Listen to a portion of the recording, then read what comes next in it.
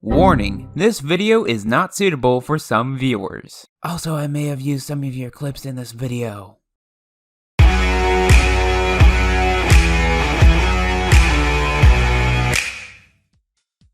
Hey everyone, it's Reek, and it's time to go back and visit OWA for its roller coasters. With its small size, the park at OWA only consists of 3 roller coasters, which are a kiddie coaster, a family coaster, and the park's signature thrill coaster. This is by far the easiest line of coaster reviews I'm doing so far, so to start off these reviews, let's take a big look at their signature kiddie coaster. Looks like we're working our way up today. Southern Express is a Zamperla kiddie coaster, which is up there with the Wacky Worm as one of the most common kiddie coaster models in the world. You can also see this model with this exact same layout in many other parks like Holiday World, Hershey Park, Silver Dollar City, Dollywood, various Legoland parks, various Six Flags parks, and even at SeaWorld in Australia themed to SpongeBob's boating school. Yeah, I'm prepared to talk about this type of coaster a lot on this channel. Getting onto the ride, the lap bars can either be super loose or super tight. It all depends on your size, plus maybe who you're riding with. Onto the real deal, you go up a small but quick lift hill, go down a lateral filled curved drop, hop up and do a helix filled with even more laterals, turn into the station, rinse and repeat another 2 times, and the cycle is over. That's all you get from this simplistic kiddie coaster. But is it really simplistic? Not completely. The laterals here can be pretty crazy, especially if you are alone on the right side of your car. On those lateral filled turns, it feels like the middle bar portion of the lap bar is the only thing holding you in on your side of the car. When I rode Southern Express and any other Zamperla kiddie coaster like that, I thought to myself, this is acceptable on a kiddie coaster? Anyway, just sit on the left side of the car. Your legs will thank me later, unless you get stapled. Southern Express receives 3 out of 10. It's just okay for a kiddie coaster. Now, let's move our way up the demographic ranks to the park's family coaster.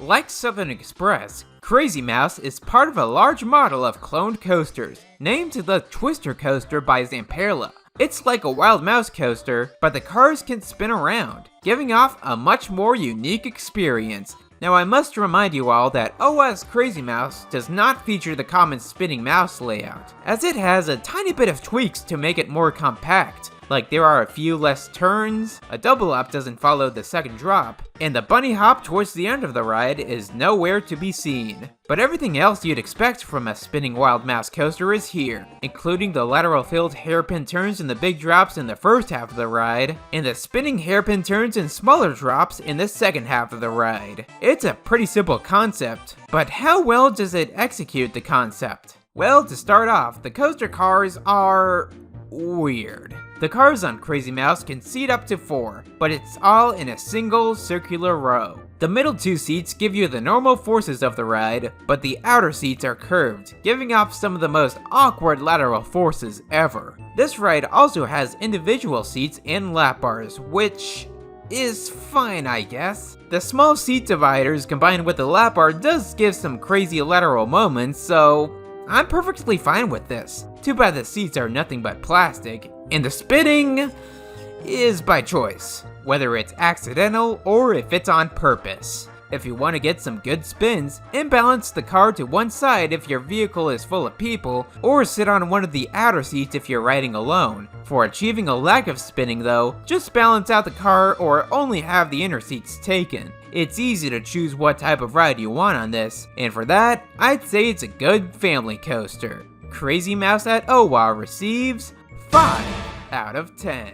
That's 2 down, 1 to go. And by fate, we end off with the biggest, baddest roller coaster in the park. Let's take a look at OWA's headlining attraction, ladies and gentlemen.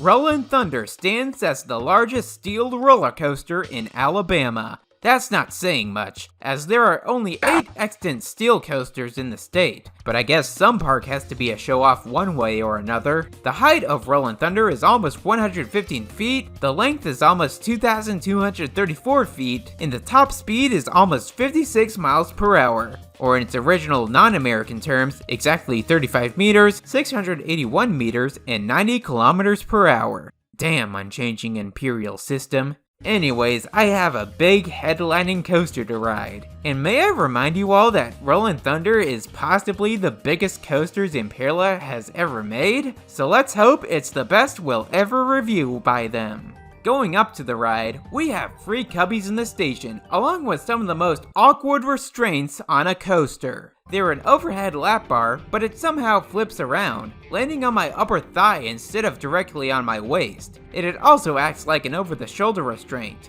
At least they're over-the-shoulder straps, so the ride shouldn't be too bad with them. The coaster car also sits 3 across, not 2 across, not 4 across, not even 6 across, 3 across. It's surprisingly unique for a coaster. Now that I've gushed over that, the ride goes up a vertical lift hill, which is always scary, and down a vertical drop. In the back row, this drop is bound to provide ejector airtime. Yes, with a 3-row car, there is bound to be a slightly different thrill each ride. Front row is great, back row as well. Middle row? That was blocked off for COVID safety. But those front and back cars though. After that drop is a vertical loop. You almost gray out due to the constant G-forces pulling in, get a tiny bit of hang time at the top bits of the loop, and force your way back down into a 0G roll, which you go through pretty slowly. Some 0G rolls are meant to provide a smooth whip, but I love the 0G rolls like on Rollin Thunder that purely give as much 0G as possible. After that is a basic overbank turn, followed by my personal favorite part of the ride, the roll leading into the turnaround. RCDB calls this a dive loop, but do I look like the guy who would call this element a dive loop? One thing I do appreciate though is the hang time within this inversion. You're out of your seat from once you twist into the inversion up until you curve right out. And the hang time strength is perfect. Not too weak, not too strong, it felt just right. After that roll, it's a side turn featuring the highest amount of G-forces on the ride, 2 camelbacks which provide the strongest moments of airtime on the ride, a part floaty, part whippy corkscrew, and 2 floaty pops of airtime to end off the ride. As you can see and hear, Rollin Thunder has pleased me. But let's be honest, in reality, this ride is not great in some aspects.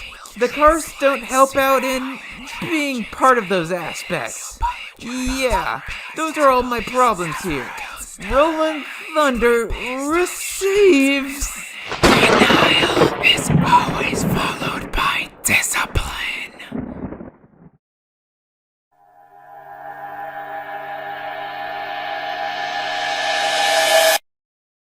As you can see and hear, Rollin Thunder has been a rush so far. But let's be honest, in reality, this ride is one of the most polarizing coasters ever built. Where to start here? How about the ride's rattle? Yes, I do realize that this ride is almost 4 years old.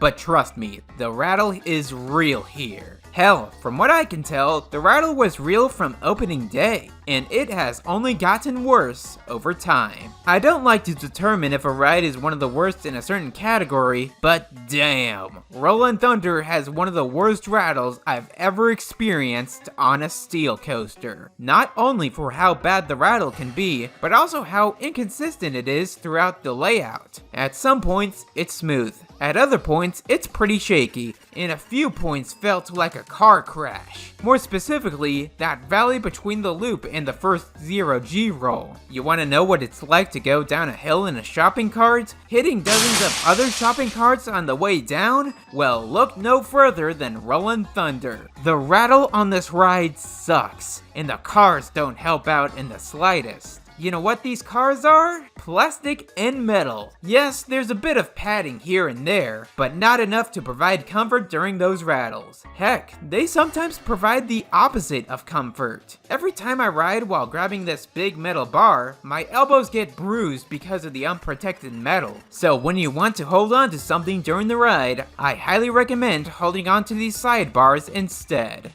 Yeah, those are all of my problems here. If they would at least slightly soften the roughness with comfortable seating, then that would be fine. Mindblower made it work, so there's no excuse. But with the sucky seating to fight fire with fire, our grasp for a world-class coaster has not been caught. Rollin Thunder at OWA receives 7 out of 10. As much as I hate the rattle, I cannot deny that this coaster's layout is fantastic. There's a reason why I rode this ride 5 times in only a few hours, and you can say that the potential this ride packs is one of them. Alright, that's 3 out of 3. Time to go home. I've had an enjoyable time in the park at OWA. It's not the best park, but especially for the price, I've had a great time. Now, it's a good time to rest off my Zamperla headache. Stick around for next time, wherever my adventures take me. Until then, don't forget to like, share, and subscribe if you've enjoyed everything. Stay tuned for more stuff from SingleRiderReak, and have a thrilling rest of the day.